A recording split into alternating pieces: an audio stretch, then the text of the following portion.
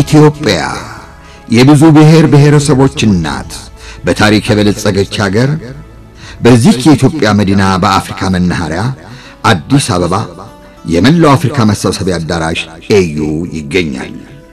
በዚህ ውብና ታሪካዊት ከተማ በምስራቅ አዲስ አበባ አዲስ አፍሪካ ዓለም አቀፍ ኮንቬንሽን እና ኤግዚቢሽን ማዕከል ሊገነባ ነው። ይህን ታላቅና ኩሪ አክሲዮን ማህበር በቀዳሚነት የአዲስ አበባ ንግድና ዘርፍ ማህበራት ምክር ቤት የአዲስ አበባ ከተማ አስተዳደር ዕውቅ 20 ኩባንያዎችና ታዋቂ ግለሰቦች መስርተውታል። ይህ ኩባንያ ሲመሰረት ህዳር 2005 ዓ.ም ነው ህጋዊ ሆኖ በኢትዮጵያ ህግ መሰረት የተመዘገበው። በዋና አደራጅነት በግንባር ቀደም አደራጅነት የአዲስ አበባ ንግድና ዘርፍ ማህበራት ምክር ቤትና የአዲስ አበባ ከተማ አስተዳደር በግንባር ቀደምነት ሆነው እየሰሩት ያለ በመሆኑ በግሉ ዘርፍና በመንግስት በኩል በጋራ የመስራትን መርህ አንግቦ የተነሳ ወደፊትም ከዚህ በሚገኘው ልምድ በግሉ ዘርፍና በመንግስት በኩል ትልልቅ የጋራ ስራዎችን ለመስራት ልምድም ይቀሰምበታል ተብሎ የሚታሰብ አስተማማኝ ፕሮጀክት ነው። ታዲያ ምክር ቤቱና ማዘጋጃ ቤቱ ይህን አዲስና ፍሬያማነቱ በጥናት የተረጋገጠውን ኮንቬንሽን እና ኤግዚቢሽን ማዕከል ብቻቸውን ሊጠቀሙበት ስላልፈለጉና ህብረተሰቡም የድርጅቱና የጥቅሙ ተቋዳሽ እንዲሆን በማሰብ ለቀሩትም ወገኖች ሸር እንዲሸጥ አድርገዋል። ሀገራችን ኢትዮጵያ እስካሁን ሀገራዊና አህጉራዊ ዓለም አቀፋዊ ዕውቅናዋን፣ ስሟን፣ እምቅ እሴቷን፣ ሀገራዊ ሀብቷን፣ ብርቅዬ የቱሪዝም መስህቦቿን በቱሪዝም በልዩ ልዩ ሥራ መስኮች ከሌላው በኢኮኖሚ ከቀደመው ዓለም ጋር ለማራመድ ትጥራለች። ስለዚህ ሀገራዊ፣ አህጉራዊ፣ ዓለም አቀፋዊ ይዘት ያለው ፍጹም ዘመናዊ የሆነ ኮንቬንሽን እና ኤግዚቢሽን ማዕከል ከሌሎች የዓለም አቀፍ ተቋሞች ጋር የሚወዳደር ማዕከል ተመስርቷል። ይህ አዲስ ማዕከል ታላቅ የንግድ ሚና የሚጫወት በመሆኑ ለንግድና ኢንቨስትመንት እድገት መስፋፋት፣ ለሆቴሎች፣ ለአየር መንገዶች፣ ለቱሪዝም ኢንዱስትሪ ወዘተርፈ ያለው ጥቅም አጋርነቱ የጎላ ነው። አንድ ጊዜ ከተቋቋመ በኋላ ምናልባት የድሳትና የሰራተኛ ደሞዝ ካልሆነ በስተቀር ሌላ ጥሬ ዕቃ የማይፈልግ ተቋም በመሆኑ ለዛ ላይ ኢንቨስት ለሚያደርጉት ወገኖች የማይነጥፍ ትርፍ ሲሰጥ የሚቆይ መሆኑ የሚያጠራጥር አይደለም። ይሄ በጥናቱም የተረጋገጠ ነው። በመሆኑ የአዲስ አፍሪካ ዓለም አቀፍ ኮንቬንሽን እና ኤግዚቢሽን ማዕከል ሸሩን ገዝቶ ባለቤት መሆን የሚጠቅም የሚያኮራ መሆኑ እሙን ነው። ባጭሩ አዲሱ ማዕከል አንድ መለስተኛ ከተማ ነው ማለት ይቻላል።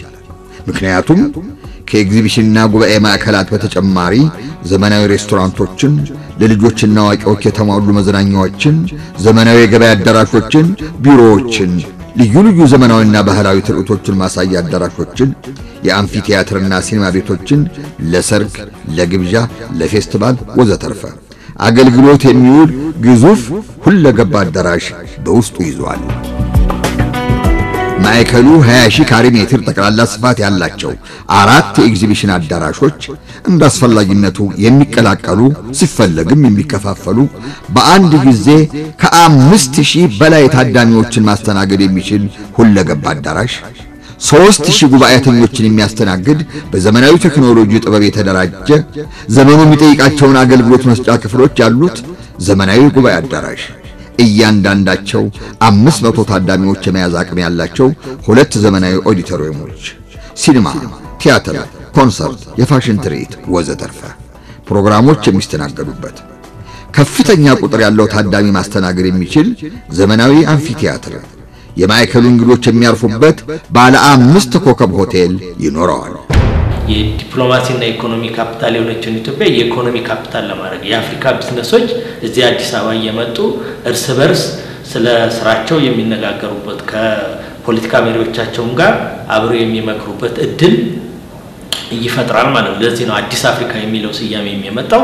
ከዚህ ጋር አዲስ አበባን በኢኮኖሚም የአፍሪካ ማዕከል ማድረግ የሚል ስለሆነ አገራዊ ጠቀሜታውም ከፍ ያለው አዲስ አፍሪካ ዓለም አቀፍ ኮንቬንሽን እና ኤግዚቢሽን ማዕከል አክሲዮን ማህበር ከሚሰማራበት ኢንቨስትመንት አዋጭነት ባሻገር የሰነቀው ራዕይ ሀገራዊ ፋይዳ ከሌሎች አክሲዮን ማህበራት የተለየ ያደርገዋል። በመጀመሪያ ደረጃ ማህበሩ ሊያስገነባ ያቀደው ማዕከል በአይነቱ በአገሪቱ የመጀመሪያ ሲሆን የመዲናችንን ዓለም አቀፋዊ እድገት ሚና ወደ ላቀ ደረጃ የሚያሸጋግር የሚያመጥ ለሀገሪቱ ንግድና ኢንቨስትመንት መስፋፋት ጠንካራ መሰረት የሚጥል አዲስ አበባን የአፍሪካ መዲናነቷን በኢኮኖሚ ማዕከልነት የሚያጠናክር በኤግዚቢሽንና ኮንቬንሽን ኢንዱስትሪው ኢትዮጵያን ከሌላው ዓለም እኩል የሚያሰልፍ መሰረተ ልማት ነው። ለማዕከሉ ግንባታ ከ11000 ካሬ ሜትር በላይ የከተማ ሰፊ ቦታ በአክሲዮን ማህበሩ እጅ የተያዘ ሲሆን ቦታውም ከከተማው ማዕከላዊ ስፍራዎች መካከል አንዱ በሆነው በመሪ ሎቂ አካባቢ የሚገኝ አስፈላጊ መሰረተ ልማት አውታሮች የተሟሉለት መሆኑ ለኢንቨስትመንቱ አስተማማኝነት ተጨማሪ ማረጋገጫ ነው። የዓለም አቀፍ ኮንቬንሽን ኤግዚቢሽን መስተንግዶ እንደ ቢዝነስ በሀገራችን ጠንካራ ገበያ መሰረት ያለው ገና ያልተነካና ቱባ ወደፊት እየሰፋ የሚሄድ የሥራ ዘርፍ እንደሆነ የዚህ ፕሮጀክት አደራጆች እምነት ነው። እንደ ንግድ ሥራ አዋጪ የኢንቨስትመንት መስክ መሆኑ በፕሮጀክቱ የአዋጭነት ጥናት ተረጋግጧል። መልካም አጋጣሚዎችና የኩባንያው ጥንካሬዎች በዓለም አቀፍ ማህበረሰብ ዘንድ የኢትዮጵያ አዎንታዊ ገጽታ እየጎላ መምጣት አገሪቱም እንደ አንድ የኢንቨስትመንት አማራጭ እየታየች መምጣቷ የማዕከሉ አትራፊነት በፕሮጀክት ጥናት ሰፊ ልምድና ብቃት ባለው መንግስታዊ ተቋም በተካሄደ የአዋጭነት ጥናት የተረጋገጠ መሆኑ በኩባንያው የሚገነባው ማዕከል የኩባንያው ግንባታ በ3 ምዕራፎች ተከፋፍሎ የሚፈጸም ሲሆን የመጀመሪያው ምዕራፍ ግንባታ በ2007 በጀት ዓመት ተጀምሮ በ2 ዓመት ጊዜ ውስጥ ይጠናቀቃል ተብሎ ይጠበቃል። የዚህ ግዙፍ ማዕከል ግንባታ በንግድ ህብረተሰቡና በመንግስታዊ ድርጅቶች ጠንካራ ትብብር እውን ይሆናል።